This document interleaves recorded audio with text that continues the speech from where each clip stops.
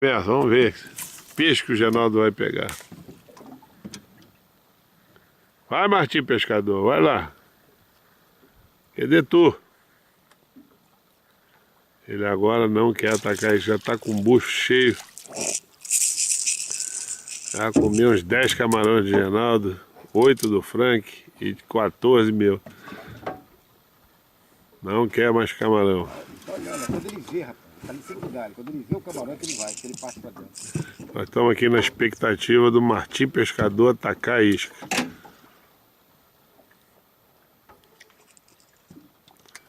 E ele agora não quer atacar a isca. Vamos esperar mais um pouco aqui. Vamos insistir. Eu acho que ele já encheu o bucho, não quer mais. Ele já mordeu as 2 ou 3 vezes, tá ligeiro. Então ele não quis atacar mais. Paciência.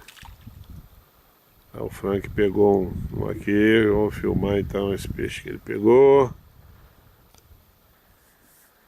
Não filma não, que isso aqui tá com jeito de baiacu, né? Se for baiacu, nós vamos ver. Aí é baiacu mesmo, minha gente.